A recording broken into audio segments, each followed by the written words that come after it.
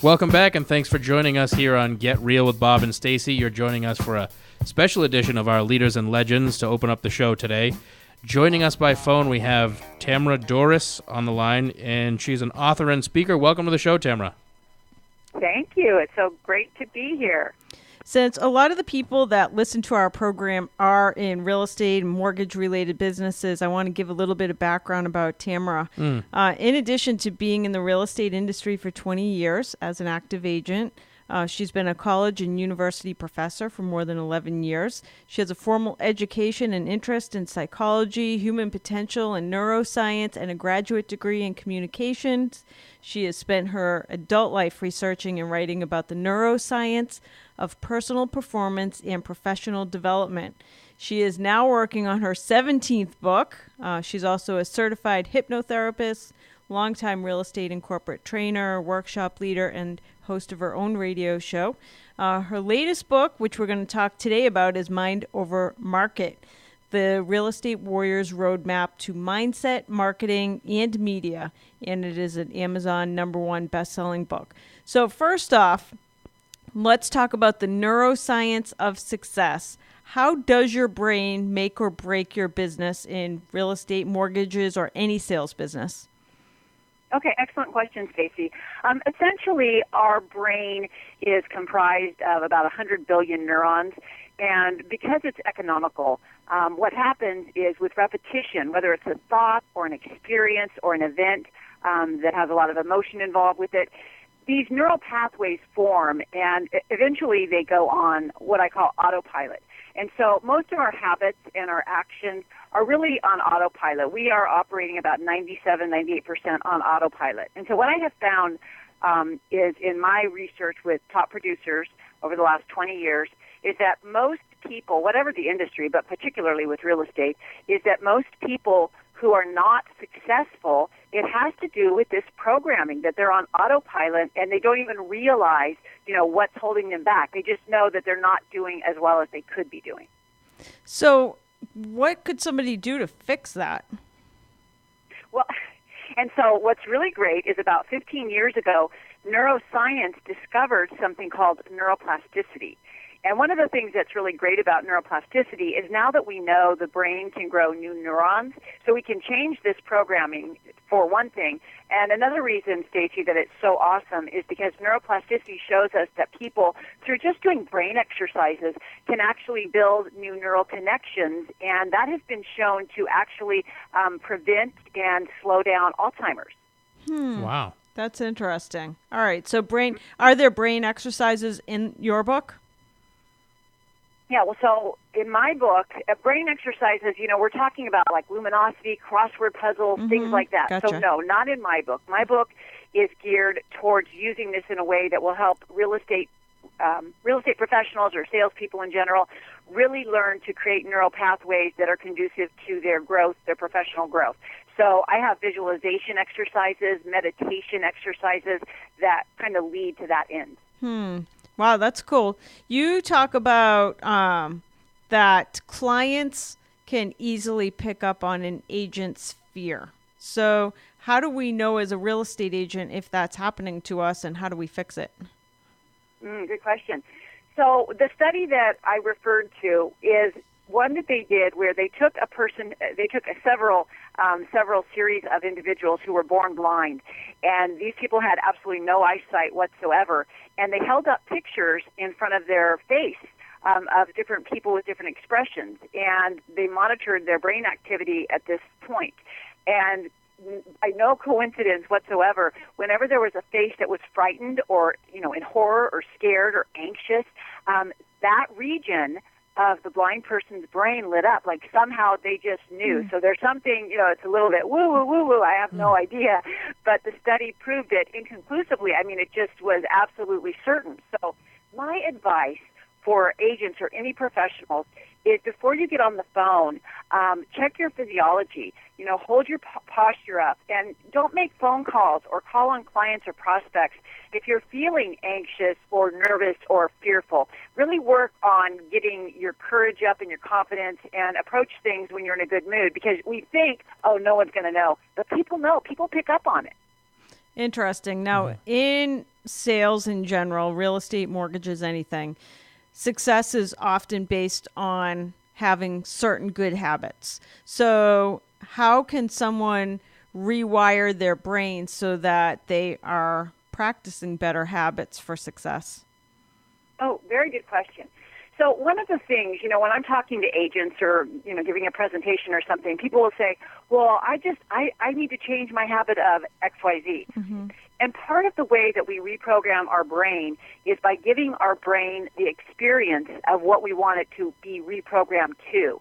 So if you want to see yourself, for example, getting up every morning and maybe hitting the phone and prospecting your first 2 hours, then instead of beating yourself up that you're not doing it, every day spend some time in a visualization, close your eyes, turn off everything around you, and spend about 5 or 10 minutes visualizing yourself getting up every morning and making those calls, and add a little bit of emotion to it, because when we're feeling emotion, we're just actually releasing neurochemicals in our brain, and the combination of those two things actually will help rewire our brain so that our brain begins to think with repetition, oh, I get up in the morning and make these calls.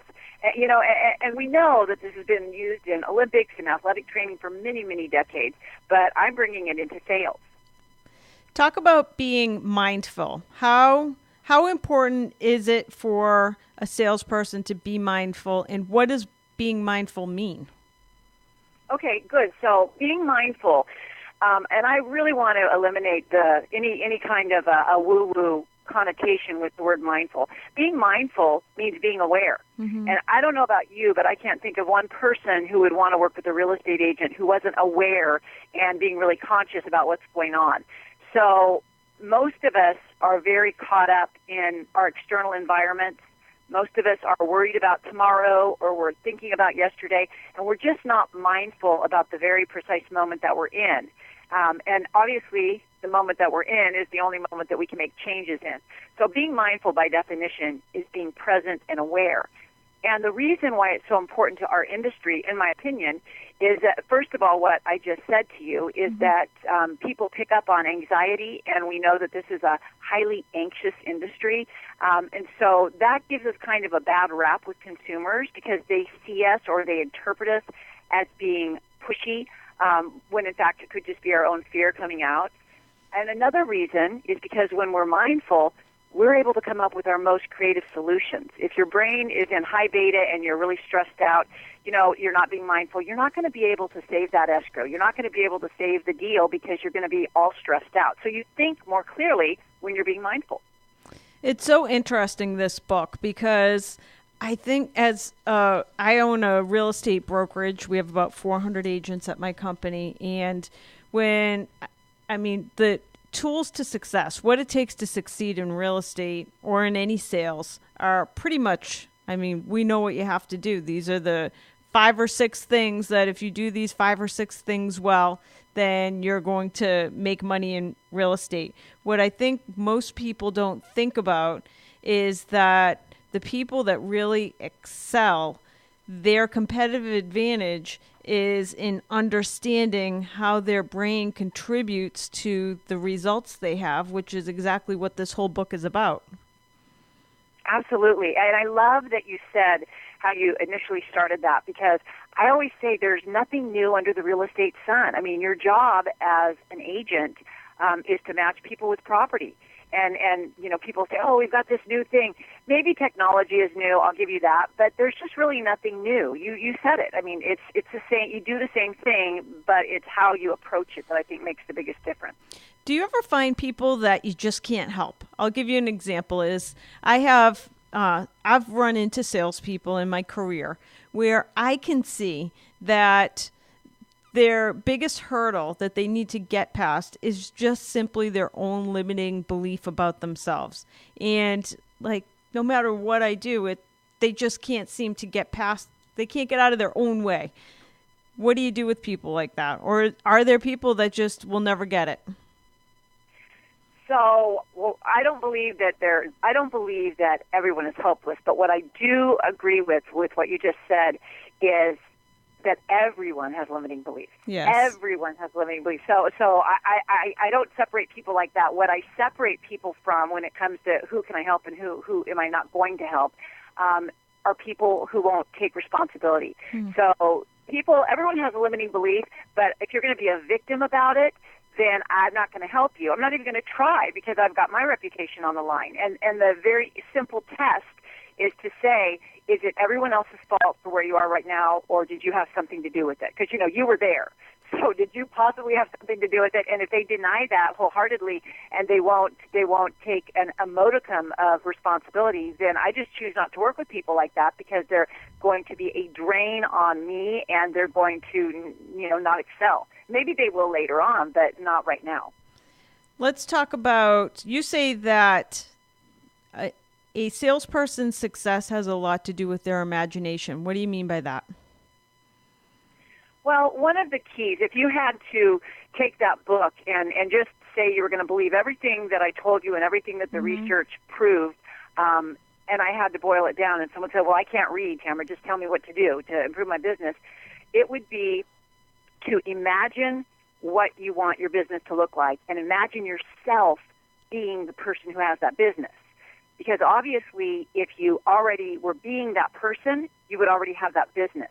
So imagination, in my opinion, is God's gift. I mean, our imagination is what enables us. It's what allowed, Mahatma Gandhi to see Britain being free. It's what enables anyone, Martin Luther King.